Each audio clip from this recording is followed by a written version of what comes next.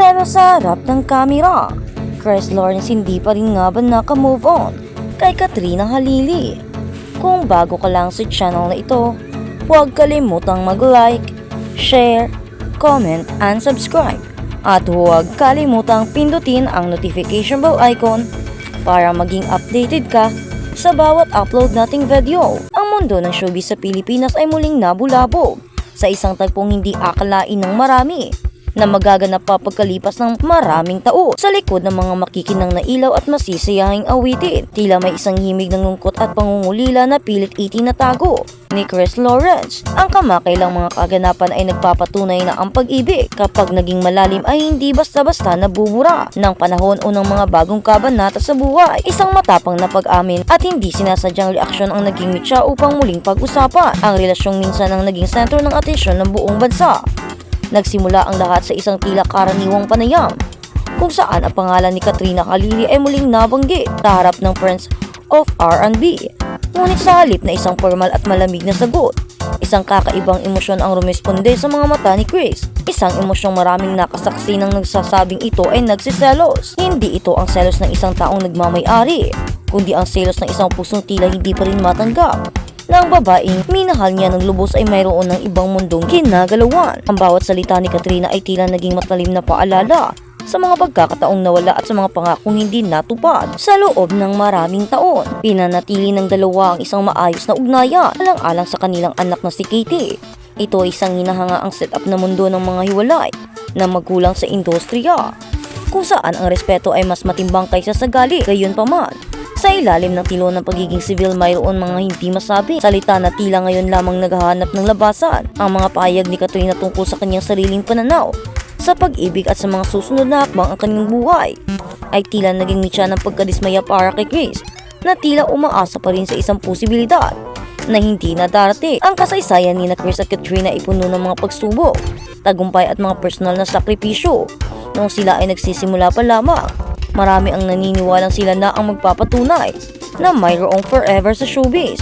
Ngunit ang tadhana ay may ibang plano at ang kanilang paghihiwalay ay nag-iwan ng malaking katanungan sa isipan ng kanilang mga taga-suporta. Ngayon, sa muling paglitaw ng selos at ang tila hindi makalimutang damdamin ni Chris, binubuksan ito ang isang diskusyon tungkol sa tunay na kahulugan ng closure at kung kailan ba talaga masasabing tapos na ang isang kwento. Maraming malalapit na kaibigan ang nagpapahiwatig na si Chris ay nananatiling tapat sa kanyang nararamdaman para sa aktres, kahit napilit niyang ipakita sa publiko na siya ay naka-move on na.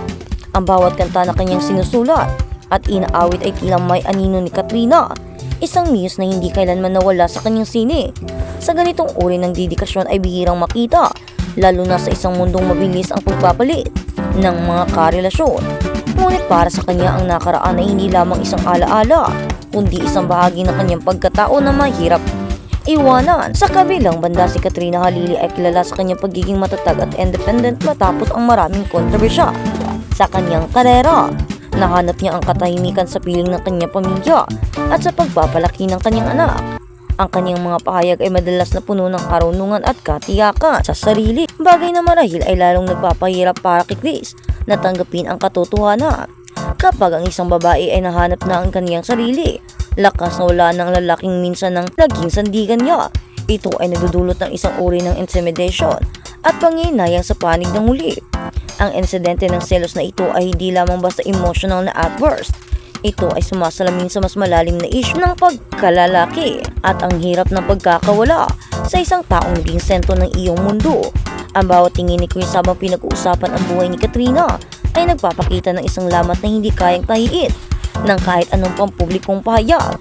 Ito ay isang tahimik na sigaw para sa atensyon o marahil ay isang huling pagtatangka na maramdaman na mayroon pa rin koneksyon sa pagitan nila na higit pa sa pagiging magulang. Ang nakasaksi sa pagbabago ng aura ni Chris Lawrence sa oras na iyon ay nagsasabing tila bumalik siya sa panahon kung saan sila pa ay magkasama. Ang lambot ng kanyang boses at ang biglaang pagbabago ng kanyang mood ay hindi maikakailang sinyalis ng isang taong nasasaktan pa sa isang industriyang puno ng pagpapanggandap. Ang ganitong uri ng katapatan sa emosyon sa jaman o hindi ay nakakuha ng simpatiya mula sa marami. Ngunit kaakibat nito ang masakit na realidad na ang oras ay patuloy na tumatakbo at ang bawat isa ay may kanya-kanya ng landas na tinatahak. Hindi rin maikakaila ang epekto nito sa kanilang anak na si Katie. Sa gitna ng mga usaping ito, ang kapakanan ng bata ang laging nasa unahan. Ngunit paano mo maipapaliwanag sa isang bata ang masalimuot na emosyon ng kaniyang mga magulang kung sila mismo ay tila naliligaw sa gitna ng kanilang nararamdaman? Ang responsibilidad ni Chris bilang ama ay hindi kailanman natatawaran. Ngunit ang kanyang pagiging tawa at ang kanyang pagiging mangingibig ay tila nagbabangga sa puntong ito ng kanyang buhay. Ang bawat detalye ng panayam na iyon ay sinuri ng mga eksperto sa body language at lahat ay nagtuturo sa iisang direksyon. Mayroon pang natitirang apoy. Ang mga pahiwatig ni Katrina tungkol sa kanyang kaligayahan ay tila naging malamig na tubig na binuhos sa pagbabagang damdamin ni Chris. Ito ay isang klasikong kwento ng pusong naiiwan sa nakaraan. Ang mundo ay patuloy na umiikot. Ang trahedya ng kanilang kwento ay hindi ang kanilang paghiwalay, kundi ang katotohanan ang isa ay tila may malayang malaya na, habang isa ay nakakulong pa rin sa mga alaala. Sa kabila ng pagsisikap ni Chris Lawrence na itago ang tunay na nararamdaman, ang bawat kilos niya sa harap ng kamera ay nagmistulang isang bukas na aklat na binabasa ng madla. Ang sining ng R&B na kanyang kinakatuwan ay laging puno ng damdamin.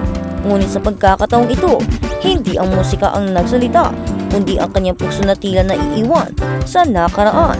Ang silos na sumilip sa kanyang mga mata ay isang mababaw na emosyon ng isang lalaking nagnanais lamang ng atensyon, kundi isang malalim na pag-amin na ang puwang na iniwan ni Katrina Halili ay hindi pa rin napupunan ng kahit na sino.